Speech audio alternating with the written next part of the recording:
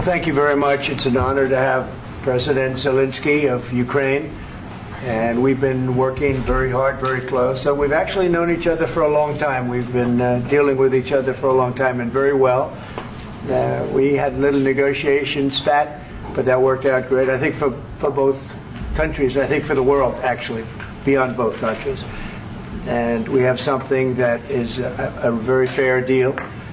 And we look forward to getting in and digging and working and getting some of the rare earth. But it means we're going to be inside, and it's a big commitment from the United States, and we appreciate working with you very much.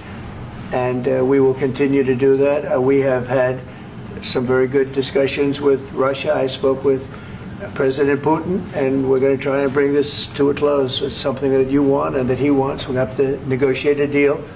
But we've started the confines of a deal, and I think something can happen.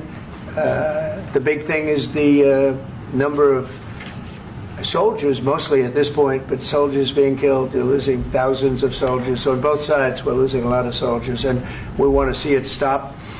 And we want to see the money get put to different kinds of use, like rebuilding. And we're going to be working very hard. But we've had a lot of very good conversations. I will say until we came along, the Biden administration didn't speak to Russia whatsoever. They didn't speak to anybody. They just allowed this to continue. And I will say that, I'll say in front of you, you've heard me say it 1,000 times, if I were president, this war would have never happened. We would have had a deal negotiated for you without having to go through what you've gone through. But your soldiers have been unbelievably brave. We've given them great equipment, but somebody has to use the equipment. They've been unbelievably brave, and we give them great credit. This was supposed to be over very quickly, and here we are 3 years later. So I give tremendous credit to your generals and your soldiers and yourself in the sense that it's been very hard fighting, very tough fighting. They're great fighters. And you have to be very proud of them from that standpoint. But now we want to get it over with. It's enough, right? If we want to get it over with. So it's an honor to have you here. Thank you very much for coming. We're going to sign the agreement at the conference in the East Room in a little while, right after lunch. And we'll be having lunch together. We're also discussing some other things. And we appreciate everybody being here. It's somewhat of an exciting moment, but the really exciting moment is when they stop the shooting and we end up with a deal. And I think we're fairly close to getting that, and an honor to have you. And please, you'd like to say something? Yeah, thank you so much, Mr. President. Thank you for invitation. And really, I hope that this first document, will be first step to real security guarantees for Ukraine, our people, our children. I really count on it. And of course, we count that America will not stop support. Really, for us, it's very important to support and to continue it. I want to discuss it with details further during our conversation, and of course, the infrastructure or security guarantees. Because for today, I understand what Europe is ready to do. And of course, I want to discuss with you what the United States will be ready to do. And I really count on your strong position to stop Putin.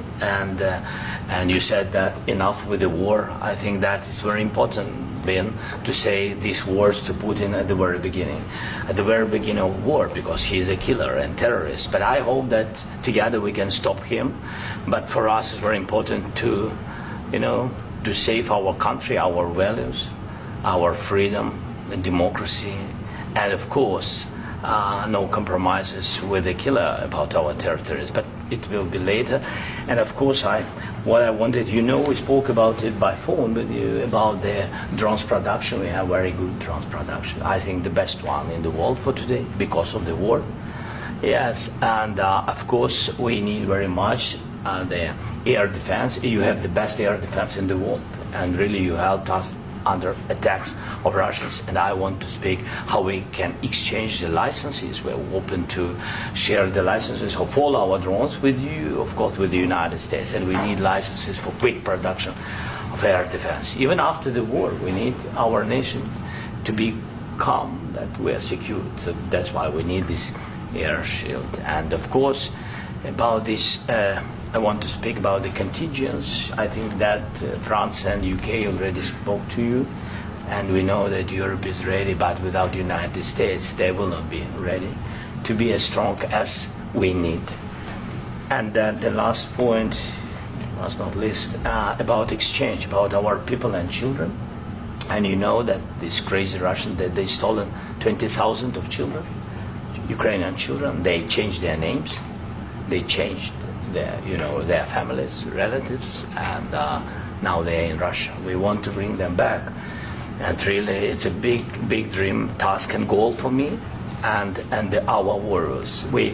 By the way, Mr. President, we exchanged, released more than 4,000 warriors from Russian prison, but there are thousands more in the prison. I wanted to share with you some images. How it's I've just can I now? Yeah, please. Some minute, 1 minute. I just you to understand in what circumstances, in what situation they are, and what the attitude of Russia to our prisons. That guys, just you before and after. And you see before and after, just you to understand. Now thousands of such guys, ladies and men, there, and that, so they don't eat, they beat them, and they do a lot of bad things. So out of, even during the war, there are rules. Everybody knows there are rules during the war. So these guys, they don't have any rules. You see that 50, 60 kilograms left, and a lot of such things. And I didn't want to show you what the changes with images of children, because I will share with you. And I mean, it's looking tragic. Yep, that's tough stuff. I wanted very much to give you, and you see. Yeah. This is pastor, by the way. They stolen pastors because it's not Russian church. They stolen pastors and moved pastors to the prison. At the end of last year, we brought 3 pastors, and we could exchange them. And this is pastor, you see. Yeah, that's tough. Yeah. So I mean, this I wanted to show you, and this. So thank you very much. We want to get that ended, right? Yeah. Of course. We And want. I think we will. And We have to, of course. do you have any questions, please? Thank you, Mr. President. With the, how much money is the U.S. going to put into the fund that is being created today, and how does this provide long-term security for Ukraine? Well, we don't know exactly how much, because we're going to be putting some money in a fund that we're going to get from the raw earth that we're going to be taking and sharing in terms of revenue. So it's going to be a lot of money will be made from the sale and from the use of raw earth. And as you know, our country doesn't have much raw earth. We have a lot of oil and gas, but we don't have a lot of the raw earth. And what we do have is protected by the environmentalists, but that can be unprotected, but still it's not very much. They have among the best in the world in terms of raw earth. So we're going to be using that, using it for all of the things we do, including AI and including weapons and the military, and it's really going to very much satisfy our needs. So it's something that just worked out really well. We have a lot of oil, we have a lot of gas, we have a lot, but we don't have raw earth. So this has just about every component of the raw earth that we need for computers, for all of the things we do on the battlefield. And you know, they're not American soldiers, but they're Russian soldiers and they're Ukrainian soldiers, and we want to be able to stop it. And we want to be able also to spend money on other things. We don't want to, this is a tremendous amount of money, and what the Biden administration did was terrible. They were giving money, but he had no security on the money. Europe, as you know, gave much less money, but they had security. It was in the form of a loan.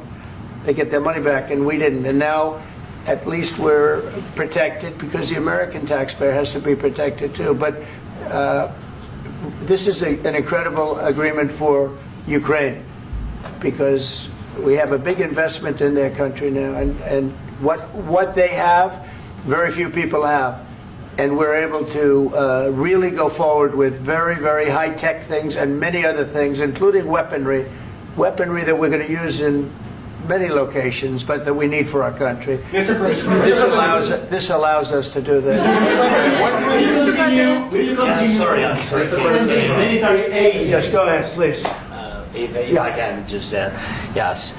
In the document, there is one of the very important points. If we speak about business and investment, we never had LNG terminals in Ukraine. This document will open. I mean, the next document, but anyway, here we see in the framework, we see really goodwill for this. LNG terminals for us is very important, and I think for security of European continent. We have the biggest storage, gas storage. We have the biggest in Europe. Yes, yes, and we can use it. Use it for LNG. Use it for LNG, and we will do it. And really, we can help Europe because Europe really helped. President Trump said that they made less support, but they are our friends and they are our very supportive partners. They really gave a lot, Mr. President. They did. They gave a lot, but they gave much less. No. Much less. No. No. Not you. No. Okay. Okay.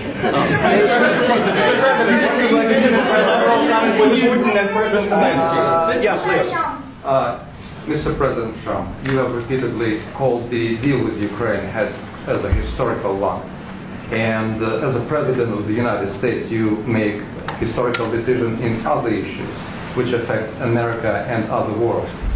So what place in the world history do you want to take? And do you associate yourself with any famous historical figures?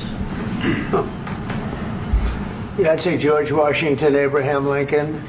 I would say I'm far superior to George Washington and Abraham Lincoln. Now, you know I'm only kidding, right? Because when I say that, the fake news is going to go wild. They're going to say he considers himself to be better than Washington. But you never know. You never know. I don't compare myself to anybody. I'm here to do a job. We've had a great 35 days or whatever it might be, a month, a little more than a month. We've accomplished tremendous amounts. Not only this would be a very great achievement if we could get the war stopped and get them back to normalization. I think that's going to happen. We've had very good talks on both sides, as you know. But I think we've done a very good job, just generally. If you look at all of the things we've done in 30 days, they're saying there's never been a opening for a president. The first month, there's never been a first month like we've had. And this is one of the very important things. This, to me, is one of the most important things because we have tremendous death taking place as we speak, and I don't want to have that. You know, think of the parents, whether they're in Russia or Ukraine, think of the parents of all these people being killed needlessly. They came to our territory. Should have never started. This would have, if I were president, this would have never started. Mr. President, where has out your division? Mr. President, will you continue sending military aid to Ukraine after the U.S. signs this agreement with Ukraine? Yeah, we're going to be Question continuing. to President Zelensky. Do you feel like the U.S. is on your side? That President Trump is on your side at this moment?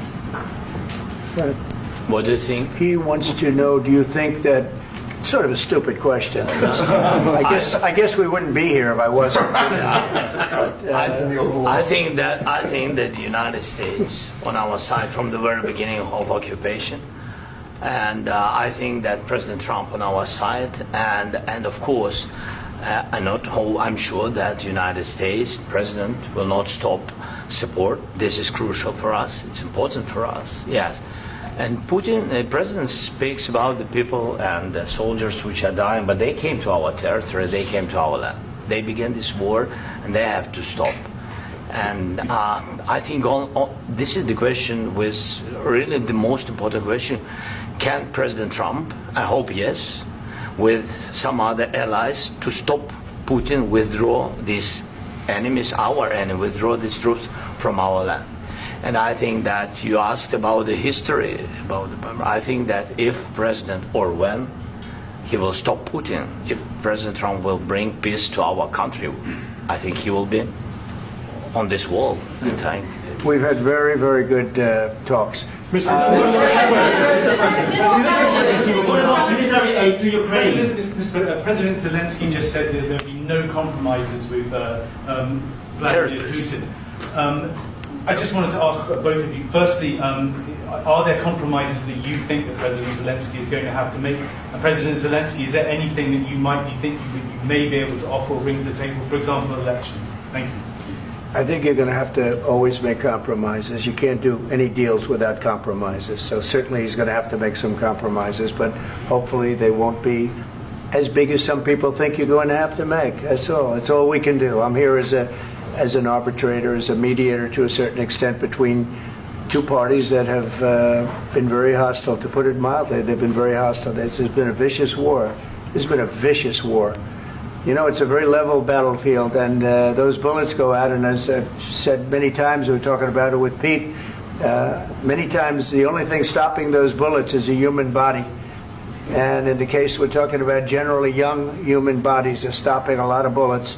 It's dead level. That's why it's great farmland. It's great land. It's great farmland, but there's very little protection against the bullets that are being, and other things that are being shot. So all I can do is see if I can get everybody at the table and get an agreement. And I think we're going to end up with an agreement. Otherwise, I wouldn't probably be even here today. Mr. President, I've got two questions for you. You think ultimately your legacy will be the peacemaker and not the president that led this country into another war and ended foreign wars? And I've got a question. I hope it will. I mean, I hope I'm going to be remembered as a peacemaker. This would be a great thing if we could do this. I'm doing this to save lives more than anything else. Second is to save a lot of money, but I consider that to be far less important. So I hope I'm going to, thank you, Brian, for that question. It was a nice question. I hope I'll be known and recognized as a peacemaker. This would be a great thing to solve. This is a very dangerous situation. You know, this could lead to a third world war. This was headed in the wrong direction. If this election were lost, if we didn't win this election, and we won it by a lot, that was a mandate. We won every swing state. We won the popular vote by millions and millions of votes. We won everything. The districts, you look at the areas of red, take a look at a map. This was a big mandate, and this was one of the things I said, we're going to get this thing settled. If we didn't win, I think this could have very well ended up in a third world war, and that would not have been a good situation. What was your second And question? my second question for President Zelensky: why don't you wear a suit? You're at the highest. Why don't you wear a suit? You're at the highest level in this country's office, and you refuse to wear a suit. Just want to see if do you own a suit? Yeah, problems. A lot of Americans have problems with you not Really? respecting I the don't have dignity of this such- office. I will wear a costume after this war will finish. Okay. Yes, maybe one. Maybe something like this. Something like Yes, yours. sir. Yes. That'd be great. Maybe something better. I don't know. We will see. Maybe something cheaper than. Yeah. Thank you. Thank you. President Thank you. Trump. Thank you, President Trump. You said yesterday that you have. Are you going to send more arms to Ukraine in case there's no peace? Yeah, we're going to have arms to Ukraine, yeah, sure. Hopefully I won't have to send very much, because hopefully we're going to have it finished. We're looking forward to finishing this quickly. We're not looking forward to sending a lot of arms. We're looking forward to getting the war finished so we can do other things. But we very much appreciate the agreement, because we needed what they had, and we're treating, you know, our country is now treated fairly. Biden didn't do that. He didn't know what the hell he was doing. This should have never happened. This should have never started. But, you know, sure, the answer is yes, but hopefully we won't have to send much, because I'm looking forward to getting it done quickly, very quickly. Does that mean you'll provide security guarantees, Mr. President? I don't want to talk about security yet, because I want to get the deal done. You know, you fall into the same trap like everybody else. A million times you say it over and over. I want to get the deal done. Security is so easy. That's about 2% of the problem. I'm not worried about security. I'm worried about getting the deal done. The security is the easy part. Security is very nice. Everybody stopped shooting. And now will Europe put people there? I know France is going to. I know the UK is going to. I know other countries are going to, and they happen to be right next door. We haven't committed, but we could conceivably. You know, we have security in a different form. We'll have workers there digging, taking the raw earth so that we can create a lot of great product in this country. So in that sense, you have something, but we haven't determined that yet. I will say, in speaking to France and in speaking to, and they were here, as you know, last week and just the other day, they have committed to a lot of security. I don't think you're going to need much security. I think once this deal gets done, it's over. Russia's not going to want to go back, and nobody's going to want to go back.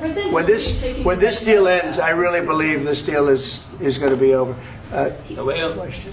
Please go ahead. Go ahead. Thank you, Mr. President, thank you. You had President Macron and Keir Starmer at the White House this past week, both of whom praised your courage and conviction to lead the pathway towards peace. Yes. Part of that involved, though, re-engaging Russia in diplomatic relations, something that previous leaders lacked the conviction to do so. What gave you the moral courage and conviction to step forward and lead that? Well, I love this guy. Who are you with? One American News, sir. Well, that's why I like him. One American News does a great job. I like the question. I think it's a very good question. It's a pathway to peace. It's a pathway to getting something solved. And I feel that as the head of this country, I have an obligation to do that. Plus, you know, we're very much involved. We got involved. It's too bad we got involved because there should have been no involvement, because there should have been no war. And there shouldn't have been October 7th. That would have never happened. As you know, Iran was broke. They had no money to give to Hezbollah. They had no money to give to Hamas. They were stone cold broke. And then under Biden, they became rich as hell. They went from no money to $300 billion in a period of 4 years. And they gave a lot of that money away, and you see what happened. And that's a real mess also that we hope to be able to solve. But no, I appreciate your question very much. It's just, I feel I have an obligation to try and do something to stop the death. If I can answer. Yes, if I can answer. Please, Sorry. go ahead. Please. And I do like your clothing, by the way. Yeah, really? Even though I have to, I think he's a great guy, by the way. But I don't know if you two like each other. But you know what? I think he's dressed. I like this guy. I think he's dressed beautifully. So I have more serious things than answer on such Yeah, questions. sure, that's I will okay. answer on more serious That's a good questions if statement. I can. That's good. Yeah. So please, about security guarantees and about just ceasefire. We can't just speak about ceasefire and speak and speak. It will not work. Just ceasefire will never work, because I'm like a president. I have this experience, and not only me. Ukraine before my presidency, from the 2014, Putin broken 25 times. 25 times he broken his own signature. 25 times he broken ceasefire. But he never broke to me. He never broke to me. No, you were the president. He You were never the broke- president he during. never broke to me. In 2016, you've been the president, Mr. President. You've been the president, but he had, of course, not with you, but he had during those periods. He had conversations with our side, and we had Normandy format. You know, the France, Germany, Ukraine, and Russia, and he broken 25 times. That's why we will never accept just ceasefire. It will not work without security guarantees. Security guarantees, maybe President is right about this document and other, but this document is not enough. Strong army is enough, because his soldiers afraid, Putin's soldiers afraid of our soldiers when we're strong enough. If we are not strong enough, if we are empty, if our storage is empty, we can't defend our land. Today, you know, he knows that we have all the world knows that we have meeting. Yes, why he's using ballistic? Putin today using ballistic on our hospitals, schools, and etc. Ballistic. So he knows that we are here, and that President Trump is really have goodwill to stop this war. And you hear now the president. So why he's using? So he doesn't want to stop. He doesn't want. But I hope that we will do it. Really, we'll do it. Security, when we speak about security guarantees, when the Europeans are ready for contingents, they need USA backstop. If there will not be United States, we will not never have any contingents, strong contingents from the Europeans, because they don't want to divide alliance, connection between the United States and the main and strongest ally and Europeans. And this is crucial. This is important. That's what we want to speak about very much. This is very important. And air defense. So air defense, really, we have big deficit with all these systems, and we need to provide this. We need it very much. Otherwise, Putin will never stop, and will go further and further. He doesn't want. He hates us. You know, it's not about me. He hates Ukrainians. He thinks that we are not a nation. He thinks, and he shared these thoughts. I think maybe with your team also. I don't know, but with all the Europeans, in media, official and not, he always said that there is no such country, such nation, such language, and such life like Ukrainian. No, he really doesn't respect all the Ukrainians, and he wants to destroy us. And you are right, Mr. President. That's 2%. This document, maybe other documents, it's a very good start, very good, but it will not enough to stop this person. Should Russia pay to rebuild Ukraine? Mr. President, under these Should Russia pay to rebuild Ukraine? They have to pay. This question. He This doesn't is like the rule. because- This is the rule of because the war. I'm This is sorry. the rule of the war. During all the centuries, all the history, this is the rule of the war. Who began, those pay. Do you agree, This is the rule. Putin began this war. He has to pay all money for innovation. He has to pay. Of course, some Russian assets, what we have in Europe, about 300 billion, we can use them. We can use for innovation and buy military support from the United States also. We can do it, but it's not enough. It's not enough. President, under these circumstances, do you envision a trilateral summit with Because I want Putin to and know- President Zelensky? Wait 1 second. I asked this question that you didn't like because I wanted to know if you want to position yourself in the middle between Russia and Yes. Ukraine or on the Ukraine's. No, I'm in the middle. I want to solve this thing. I'm for both. I want to get it solved. And it's wonderful to speak badly about somebody else, but I want to get it solved. If we can solve it, great. If we can't solve it, they're going to have to fight it out, and who knows what's going to happen. But I want to see it get solved. May I follow up? One more question about U.S. troops in Europe. After Russian invasion of Ukraine, your predecessor sent additional troops to Eastern Europe, including Poland, my country. Yeah. Are you committed to keeping these troops on the eastern flank of NATO in the future? I'm very committed to Poland. I think Poland has really stepped up and done a great job for NATO. They, as you know, they paid more than they had to. They are one of the finest groups of people I've ever known. I'm very committed to Poland. What about Baltics? Poland's in a tough neighborhood, you know. What about the Baltics? The Baltics, they got a lot of, it's a tough neighborhood too. But we're committed. We're going to be very committed, and we're committed to NATO. But NATO has to step up, and the Europeans have to step up more than they have. And I want to see them equalize, because they are in for far less than we're in. And they should be at least equal. You understand that? Why is the United States, we have an ocean in between. Why is the United States in for so much more money and other things as Europe? With that being said, and as you said, they've also been obviously very helpful. But we have put in far more than they have. And I think they should equalize. Mr. President, Yeah, please, go ahead. Ask you about the agreement again today. What changed between the first time that Secretary Vance gave President Zelensky the agreement and today for the signing? We made a deal. So What was the I'm just- deciding factor? I'm a business person. We made a deal. That's what changed. Mr. President, I didn't think we were going to make a deal. And we ended up making the deal, so that changed. Mr. President, what and how do you envision a trilateral summit with President Zelensky and Putin? I don't know, under but these well, they circumstances? don't like each other. I can tell you that. Okay? They do not like each other. This is not a love match, and it's unfortunate. That's why you're in this situation. The United States should not have allowed this to happen. Okay? The United States, run by a man that didn't know much. I'm going to be very nice. Run by an incompetent person, very incompetent person, should never have allowed this to happen. I've stopped wars. I've stopped many wars. My people will tell you, I stopped wars that nobody ever heard about. I stopped wars before they ever started.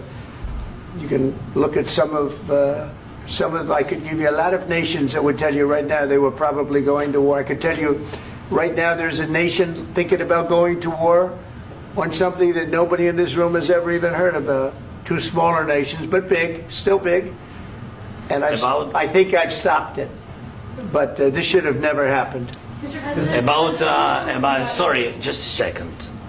About any negotiations. First of all, I want really to tell you, and I think that everybody understands that Ukraine, more than Ukrainians, nobody wants to stop this war. But at the future, any negotiations, it's understandable that two sides of the war, not Russia and the United States, because this is not the war between Russia and the United States. This is war of Russia against Ukraine and Ukrainian people. So these two sides will be at the will be at the negotiation table. Then of course United States, like the strongest partner of the Ukraine, and of course Europe. I think Europe is very important. I want to speak about it with the President. Yes, Europe is very important for us because we really defend Europe for today. All Europeans really recognize that we are defending the line and they have real life and our people are dying. That's why they helped us. And also it's about the NATO. Yes, between, like the President said, you have big, nice ocean. Yes, between us. But if we will not stay, Russia will go further to Baltics and to Poland, by the way. But first to the Baltics. It's understandable for them because they've been in the USSR. You know, they've been one of the republics of the USSR, and Putin wants to bring them back to his empire. It's a fact. And when he will go there, if we will not stay, you will fight. Your American soldiers, it doesn't matter, do you have ocean or not, your soldiers will fight. Mr. President, would you be willing to visit Ukraine, maybe Kiev or Odessa, which is going to be at the Riviera with Black Sea? It was my question. I'm sorry. I don't want to talk about Odessa now. Let's not talk about Odessa. I want to talk about making a deal, getting peace. We don't have to talk about Odessa, but a lot of cities have been destroyed. A lot of cities that are not recognizable. There's not a building standing. No. And a lot of things have to happen. You have to come and to look. No. We have very good cities. Yes, a lot of things have been destroyed, but mostly cities alive, and people work, and children go to school. Sometimes it's very difficult. Sometimes closer to front line, children have to go to underground schools or online. But we live. Ukraine is fighting, and Ukraine lives. This is very important. And maybe it's Putin is sharing this information that he destroyed us. No, he lost 700,000 people, 700,000 soldiers. He lost everything. Yes. So. Mr. President, one more. I mentioned Poland. Please, go ahead. When did you last speak with President Putin, and what did he say that? A couple of days ago. And what did he tell you that gave you the assurance that he wanted peace? Well, that's what I do. My whole life is deals. I know pretty good. And I've known him for a long time. I've dealt with him for a long time. He had to suffer through the Russia hoax. You know, Russia was a hoax. It was all Biden. It was nothing to do with him. So he had to suffer through that, and he was able to do that. I think that he wants to make a deal, and he'd like to see it end. That's all I do. That's what I do. My whole life, that's what I do, is make deals. And I'm in the middle of a mess, because this is a real mess. It's a very dangerous one. If this doesn't get solved now, it's not going to get solved for a long time. So I hope we're going to get it solved. In the back, please. Thank you, Mr. President. Prime Minister Starmer claimed repeatedly that his government believes in free speech and was not engaged in censorship. But his country's government arrests people for memes and thought crimes, and even more worrisome is pressuring American companies to censor Americans on its behalf. How can he be a reliable, trustworthy partner when he says things that are demonstrably false on such an important topic? Well, we actually spoke to him about that yesterday, and we thought they took it very, very much too far. JD was very strong on it. So was I. So was Marco, and we've been speaking to him about it. Marco, would you like to say something about that? Yeah, we have concerns, obviously, with the conduct of those, particularly as it impacts Americans. And there's real concern that American speech, which is online, could fall into the hands of British or any country's jurisdiction. And so this is a point the Vice President made at Munich, and I think is a very compelling one, that what unites us with Europe, as much as anything else, is these shared values, and one of them being free speech. And so if Americans are threatened by it, we're going to need to take action in that regard. Mr. President. It's actually a very important question. We spoke about this in detail with the Prime Minister, the Foreign Secretary, and others at lunch yesterday. And I know that Secretary of Commerce Lutnick followed up in private meetings last night. This is really important. We believe Americans have the right to speak their mind, even if we in this room disagree with them. They have the right to speak their mind in the public square, which is often online these days. And we're going to defend that right as it pertains to American companies and American citizens vigorously if we have to. I do think that under the President's leadership, we're going to find common ground with our friends in the UK on this question, but it remains to be seen. The principle that will guide us is we believe in free speech in this country, and we'll fight for it for American citizens.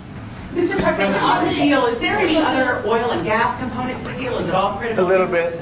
We'll see. On LNG? But we're not really looking for that so much. We got a lot. We have more than anybody in the world, by far. So no, we're not talking about it too much, but a little bit. I think it affects also, but for the most part, no. And sir, is there any agreement from Ukraine to purchase U.S. LNG as part of the deal, or is that on the table at all? No, we don't need that. Some of those Mr. President, I minerals just are wanted in to the ask you Mr. about, President. you just mentioned that you'd spoken to Vladimir Putin a couple of days ago. Just to be clear, that's a new call, not the one that you... I've spoken to him on numerous occasions. Okay, and how was the latest call? What did you discuss? How did it go? Are you serious with that question? I am, I'd love to know. It went well. I think we're going to have a deal. On the minerals deal, Mr. President, some of those minerals are in the east of Ukraine, not far from the front lines and in areas that Russia has occupied. Will you direct President Putin to withdraw his forces from those areas if there's U.S. interest? Well, we'll take a look at the time. We have a lot of area.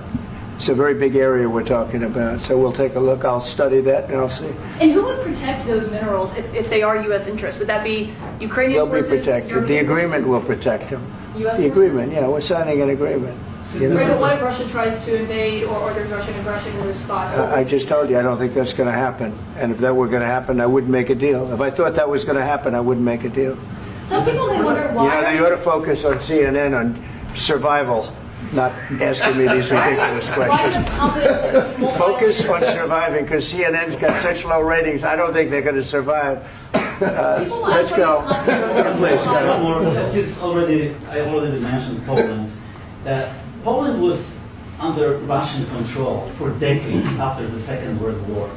When I was a kid, I looked at the United States not only as a most powerful country, richest country in the world, the country that has great music, great movies, great muscle cars, but also as a force for good. And now I'm talking with my friends in Poland, and they are worried that you align yourself too much with Putin. What's your message for them? Well, if I didn't align myself with both of them, you'd never have a deal. You want me to say really terrible things about Putin and then say, "Hi, Vladimir, how are we doing on the deal?" That doesn't work that way. I'm not aligned with Putin. I'm not aligned with anybody. I'm aligned with the United States of America and for the good of the world. I'm aligned with the world, and I want to get this thing over with. You see the hatred he's got for Putin. It's very tough for me to make a deal with that kind of hate. He's got tremendous hatred, and I understand that, but I can tell you the other side isn't exactly in love with, him either. So it's not a question of alignment. I'm aligned with the world. I want to get the thing set. I'm aligned with Europe. I want to see if we can get this thing done. You want me to be tough? I could be tougher than any human being you've ever seen. I'd be so tough. But you're never going to get a deal that way. So that's the way it goes. All right, one more question. I want to respond to this. So look, for 4 years in the United States of America, we had a president who stood up at press conferences and talked tough about Vladimir Putin, and then Putin invaded Ukraine and destroyed a significant chunk of the country. The path to peace and the path to prosperity is maybe engaging in diplomacy. We tried the pathway of Joe Biden of thumping our chest and pretending that the President of the United States' words mattered more than the President of the United States' actions. What makes America a good country is America engaging in diplomacy. That's what President Trump is doing. Can I ask you? Sure. Yeah? Yeah. Okay. So he occupied our parts, big parts of Ukraine, part of East and Crimea. So he occupied it on 2014. So during a lot of years, so I'm not speaking about just Biden, but those time was Obama, then President Obama, then President Trump, then President Biden, now President Trump, and God bless, now President Trump will stop him. But during 2014, nobody stopped him. He just occupied and took. He killed people. You know what the contact line? 2015. 2014 2014. and 2014. 2014. Yeah. So I was not here. Yeah, but That's exactly right. Yes, but during 2014 till 2022, yeah, the situation the same. The people have been dying on the contact line. Nobody stopped him. You know that we had conversations with him, a lot of conversation, my bilateral conversation, and we signed with him, me, like a new president. In 2019, I signed with him the deal. I signed with him, Macron and Merkel, we signed ceasefire. Ceasefire. All of them told me that he will never go. We signed him with gas contract. Gas contract. Yes, but after that, he broken this ceasefire. He killed our people and he didn't exchange prisoners. We signed the exchange of prisoners, but he didn't do it. What kind of diplomacy, JD, you are speaking about? What do you mean? I'm talking about the kind of diplomacy that's going to end the destruction of your country. Yes, but if you Mr. President, with respect, I think it's disrespectful for you to come into the Oval Office and try to litigate this in front of the American media. Right now, you guys are going around and forcing conscripts to the front lines because you have manpower problems. You should be thanking the President for trying to bring an end to this conflict. Have you ever been to Ukraine that you say what problems we have? I have been to. Count once. I've actually watched and seen the stories, and I know what happens is you bring them on a propaganda tour, Mr. President. Do you disagree that you've had problems bringing people into your military? And do you think that it's respectful to come to the Oval Office of the United States of America and attack the administration that is trying to prevent the destruction of your country? A lot of questions. Let's start from the beginning. Sure. First of all, during the war, everybody has problems. Even you, but you have nice ocean and don't feel now, but you will feel it in the future. God bless. You don't know that. God bless. God bless. You will not have war. Don't tell us what we're going to feel. We're trying to solve a problem. Don't tell us what we're going to feel. I'm not telling you. Because you're in no position to dictate that. That's exactly what you're doing. You're in no position to dictate what we're going to feel. We're going to feel very good. You will feel influence. We're going to feel very good and very strong. You will feel influence. You're right now not in a very good position. You've allowed yourself to be in a very bad position, and he happens to be right about it. From the very beginning of the war. You're not in a good position. You don't have the cards right now. With us, you start having cards. Right now, you don't. You're playing cards.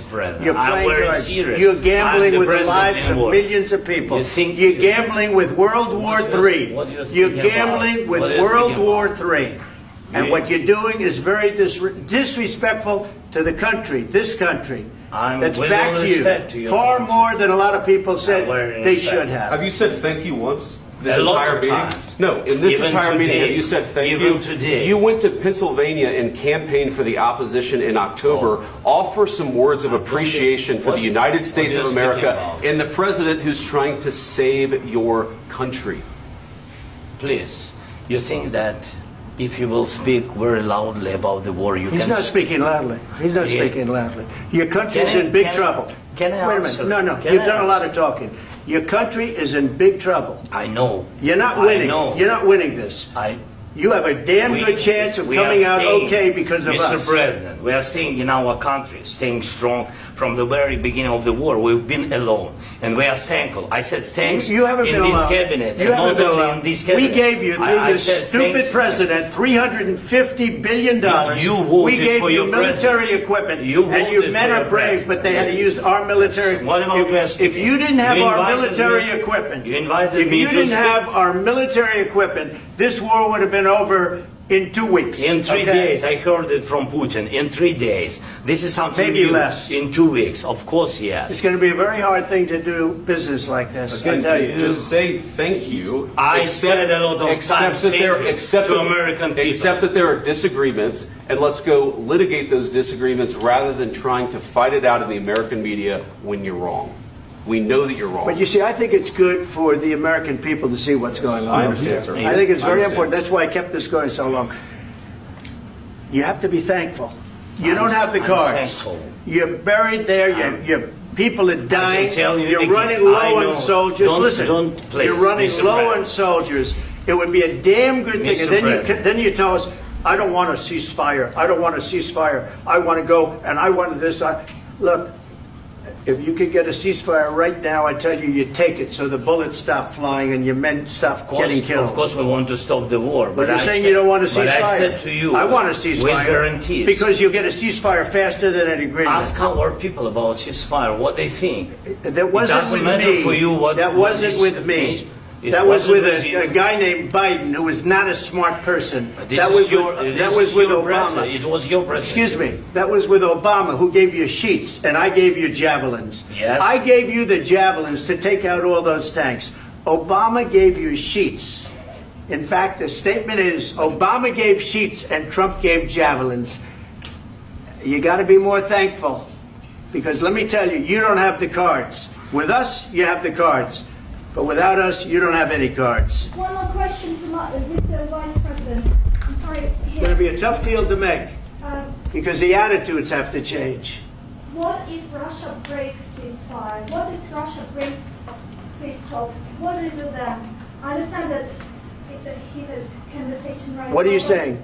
what She's if asking, what if Russia Putin breaks the ceasefire? What if anything? What if a bomb drops on your head right now? But they have Okay? broken ceasefire. What if they broke it? I don't know. They broke it with Biden, because Biden, they didn't respect him. They didn't respect Obama. They respect me. Let me tell you, Putin went through a hell of a lot with me. He went through a phony witch hunt where they used him and Russia. Russia. You ever hear of that deal? That was a phony Hunter Biden, Joe Biden scam. Hillary Clinton, Shifty Adam Schiff. It was a Democrat scam. And he had to go through that. And he did go through it. We didn't end up in a war. And he went through it. He was accused of all that stuff. He had nothing to do with it. It came out of Hunter Biden's bathroom. It came out of Hunter Biden's bedroom. It was disgusting. And then they said, oh, the laptop from hell was made by Russia. The 51 agents. The whole thing was a scam. And he had to put up with that. He was being accused of all that stuff. All I can say is this. He might have broken deals with Obama and Bush, and he might have broken them with Biden. He did, maybe. Maybe he didn't. I don't know what happened. But he didn't break them with me. He wants to make a deal. I don't know if you can make a deal. The problem is, I've empowered you to be a tough guy. And I don't think you'd be a tough guy without the United States. And your people are very brave. But you're either going to make a deal or we're out. And if we're out, you'll fight it out. I don't think it's going to be pretty, but you'll fight it out. But you don't have the cards. But once we sign that deal, you're in a much better position. But you're not acting at all thankful. And that's not a nice thing. I'll be honest, that's not a nice thing.